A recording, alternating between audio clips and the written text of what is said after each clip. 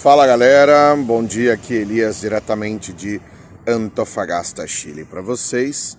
Como vocês estão? Espero que todos estejam bem.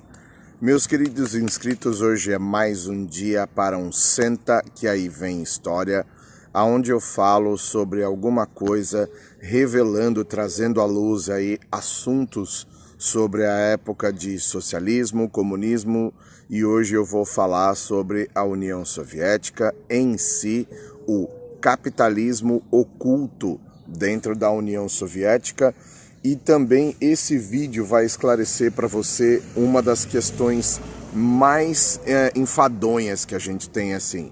Principalmente, eu vou ser sincero, eu mesmo ficava pensando por que tanta gente bilionária, milionária que vive assim do próprio capitalismo, que vive o sonho capitalista, tem dinheiro para esbanjar assim, pessoa podre de rica, elas são assim socialistas ou comunistas, principalmente grandes empresários do mundo. E agora eu tenho a resposta. Eu assisti um vídeo há um tempo atrás, inclusive eu quero acreditar isso ao clã Ninja, o qual eu faço parte lá, o clã do Enzo, um vídeo que ele simplesmente explodiu a minha mente. Esse vídeo para mim foi revelador, fez eu entender várias coisas as quais eu vou passar para vocês.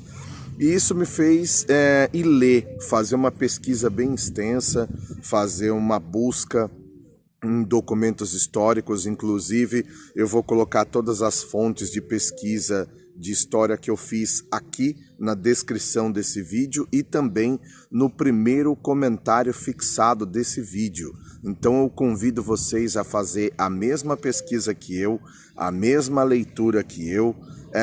É muito material para ler, é sim, mas é interessantíssimo para que você entenda como funciona o mundo.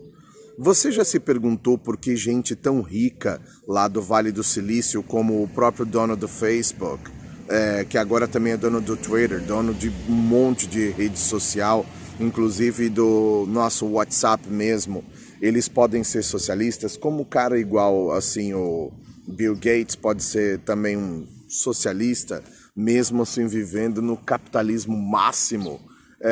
Muita gente muito rica mesmo, acaba sendo socialista ou comunista. Eu não consegui entender isso, eu achava uma baita de uma hipocrisia, o que continua sendo, ao meu ver, depois do que eu descobri, mas sinceramente agora tudo ficou mais claro, tudo começou a fazer sentido. Tá, vamos lá, vamos voltar à época da União Soviética, mas ali já no final da União Soviética, certo? Lá para 1989, né? Logo com o final da União Soviética, final ali do governo do Gorbachev, né? O que acabou acontecendo?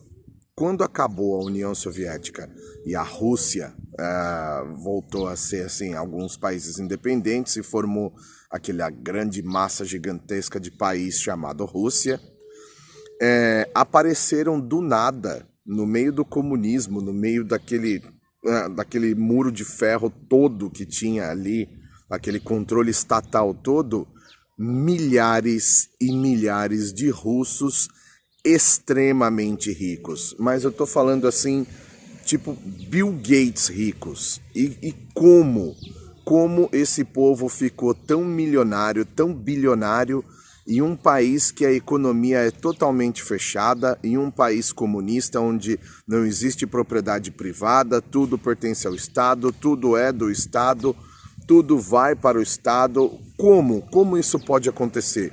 Como tem gente assim tão rica? Gente, a resposta se chama capitalismo oculto. Olha o nome, capitalismo oculto. Elias, você tá louco? Como assim capitalismo oculto dentro de um país comunista, dentro de uma nação comunista igual era a União Soviética? Você é louco? Como funciona isso? Você bebeu, sei lá, querosene de aviação? Tá malucão? Não, galera, não tô malucão e eu vou explicar para vocês. Na época que a União Soviética ainda era, vamos dizer assim, ali homogênea, aquela União Soviética comunista que assim passava as ordens comunistas para todo mundo, disputa de Guerra Fria com os Estados Unidos, tudo aquilo, o que acontecia? O governo soviético, ele não detinha todos os tipos de tecnologia e, obviamente, dependia das indústrias que estavam lá dentro, que já estavam na mão de certas famílias soviéticas, né? Hoje, famílias russas, né? De certas famílias soviéticas da época. E o que acontecia? Essas empresas, esses cientistas, esses inventores, criadores, eles patenteavam dentro da própria Rússia o negócio, só que isso já ficava ali para o Estado. Só que essas famílias acabavam pegando uma parte disso, desse trabalho, de toda essa tecnologia, porque dividia isso com o Estado e eles não tinham concorrente. Então, assim, diferente do capitalismo aberto, que é o capitalismo que nós experimentamos em países ocidentais como o Brasil entre aspas, né? Estados Unidos, os países assim, não comunistas declaradamente, os socialistas declaradamente aqui da Latinoamérica e só os Estados Unidos como capitalismo verdadeiro mesmo, aonde as empresas elas competem entre si. Tem uma lanchonete aqui, um McDonald's, aí do lado tem um Burger King, do lado tem um 50's, do lado tem não sei lá, uma hamburgueria local. Então essas lanchonetes competem entre si para ver quem tem o melhor hambúrguer e acabam fazendo a venda ali. Então existe mercado para todo mundo, cada um prefere o seu, mas existe uma competição. Já no capitalismo oculto, essa competição não existe porque tudo pertence ao Estado.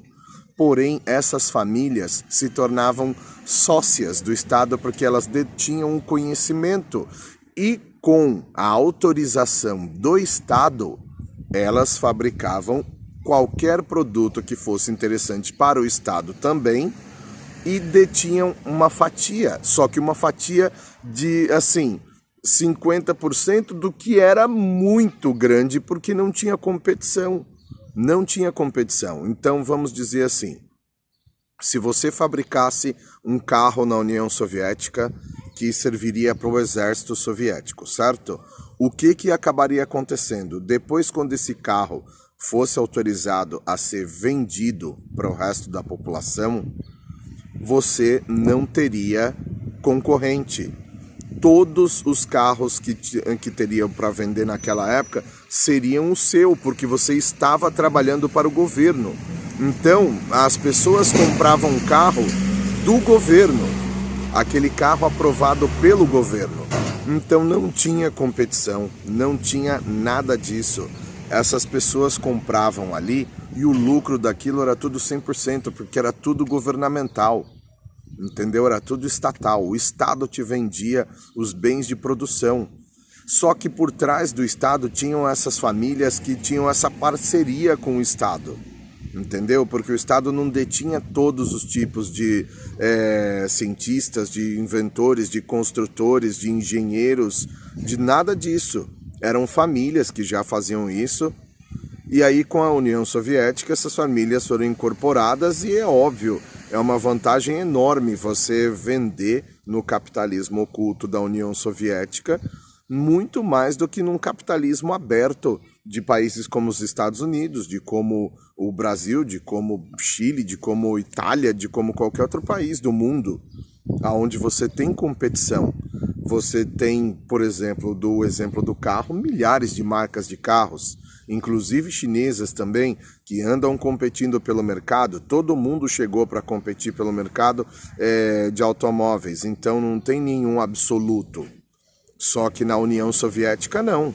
Então, assim, se você fabricava na União Soviética um tipo de armamento de fogo que também era legalizado para a população, assim, ou pelo menos uma parcela da população ligada ao governo, ligada ao regime, você vendia esse armamento sem competição nenhuma. Esse armamento era o produzido pelo governo, que na verdade eram por essas famílias. Então, o sonho de todo capitalista de mundo aberto, como o Mark Zuckerberg, como o próprio Bill Gates, como George Soros, como outros, é realmente implantar o comunismo e o socialismo para o mundo inteiro. Sabe por quê? Porque assim eles já são aquelas famílias que vão deter o poder, que vão deter o conhecimento, que vão deter todo esse know-how de como fornecer em nome do Estado algum serviço, algum produto. Então assim, imagina só se não tivesse nenhum tipo de competição e somente a Microsoft fosse escolhida para ser a representante de uma União Soviética. Então, para a União Soviética, tudo tinha de ser Microsoft. Tudo tinha de ter Microsoft, certo? Então, ou se não, tudo só Apple. Fosse Apple de ponta a ponta. Ou a única rede social, a única parte de internet do mundo inteiro que fosse socialista e comunista, pelos governos ali comunistas e socialistas, eles decidissem que tudo só seria produtos Google, ou tudo só seria produtos Facebook, ou nada poderia sair dali que não fosse com a marca Google ou com a marca Facebook. Imagina isso.